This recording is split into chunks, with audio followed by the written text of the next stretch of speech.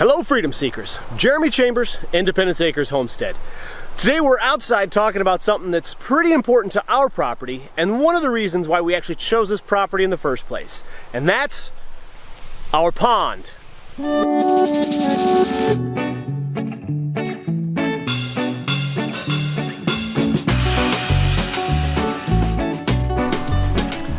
So when we first looked at the property over 11 years ago, the pond, well, it looked kind of similar to the way it does over there.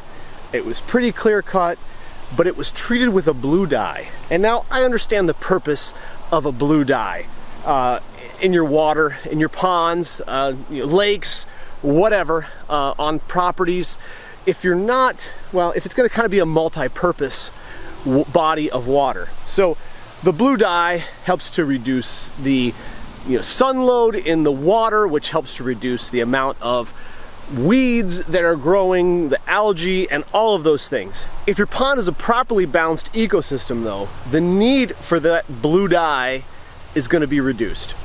And so today we're going to talk a little bit about pond maintenance in ways that don't require dyes or chemicals, but do sometimes require just a little bit more work. So yes, the blue dye does make for a very pretty, nice looking pond. But what it doesn't do is it doesn't make for a natural looking pond. And so one of our goals was to clean the pond, let that blue dye naturally get removed and then allow it to kind of reach its own balance. Now, when it comes to reaching its own balance in a pond, there are going to be some drawbacks. You are going to have some years where your algae load is a little heavier, where your pond weeds are just a little bit more aggressive. But the first thing to do in order to begin managing those algae and pond weeds is to stop with all of the excess fertilizer in the yard around the pond. Every bit of fertilizer that you put here ends up here. And fertilizer on the ground equals fertilizer in the water. Fertilizer in the water equals more weeds, equals more algae, and it's not going to be great. Let's put it that way. Another thing that's important to maintain good pond clarity is having a proper amount of oxygen. We have a rather static pond here, and so one of the things we're going to be investing in over the next few years is some type of aeration of the pond, whether it's a fountain or a bubbler or something of that nature. We've got to get just a little bit more oxygen into this pond in order to maintain our water clarity. But honestly, I think one of the biggest struggles that we have, and probably most other pond or anybody that lives near a body of water here in the state of Michigan, or actually in a lot of the United States, is going to be these guys right here. These are nasty creatures. While they are a common reed, well, they're also called a phragmite. Now, phragmites do provide some positive benefits to ecosystems. They provide reeds for birds to live in, they provide shade for the pond. They're not necessarily 100% bad, but they're also not 100% good because they have a tendency to take over a body of water very quickly.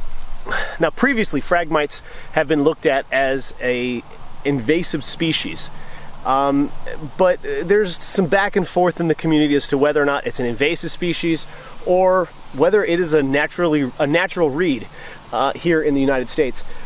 But there is pretty much one thing that everybody agrees on, and that's that they need to be controlled. One of the most common ways of controlling phragmites is spraying them with chemicals.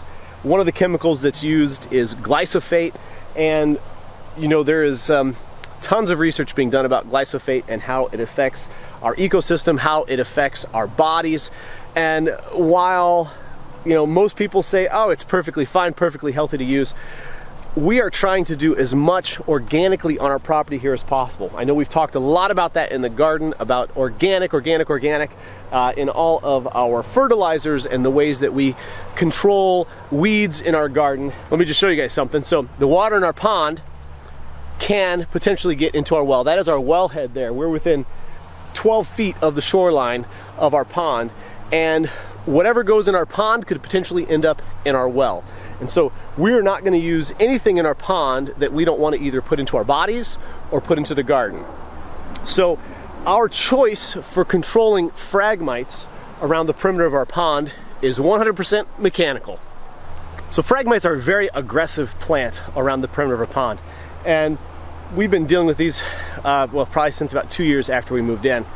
There was actually a pretty decent population of cattails around the edge of the pond, but the phragmites began to grow and choking out the cattails.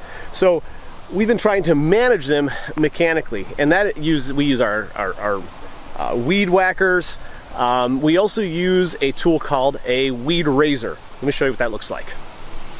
All right, so this tool right here is called a weed razor. So it's about 7 feet tall from the tips of the razors down there that are covered by those yellow plastic pieces up to the top of the handle here, and it's got a rope on the end.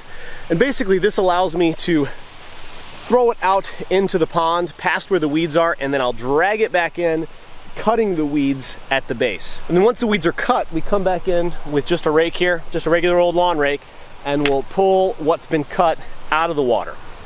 So here's what the weed razor looks like down here. That is a very sharp 2-foot long blade that basically just slices through the weeds. So we'll use the weed trimmer, the lawn trimmer, to go and cut along everything that is within reach of the weed whacker and on the shoreline of our pond here. And then we'll use the weed razor to get all those little guys that are out there beyond the shoreline. I'll show you how that works.